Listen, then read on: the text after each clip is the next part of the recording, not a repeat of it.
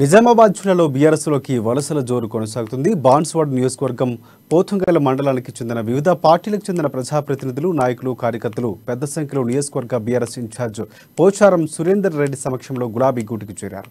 అభివృద్ధి, సంక్షేమం రెండు కండ్లలాంటివని సురేందర్ రెడ్డి అన్నారు.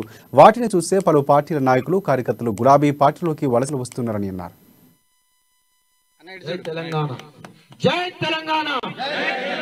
నియోజకవర్గంలో ఆకర్షితులై బీఆర్ఎస్ పార్టీలోకి ఆహ్వానిస్తున్నారు. పామిరెడ్డి జై తెలంగాణ, పోచారం సీనన్న నాయకత్వం, పోచారం సీనన్న నాయకత్వం. స్వాగతం వారికి స్వాగతం, సుస్వాగతం. కేసీఆర్ గారి నాయకత్వం, పోచారం సూర్యన్న నాయకత్వం.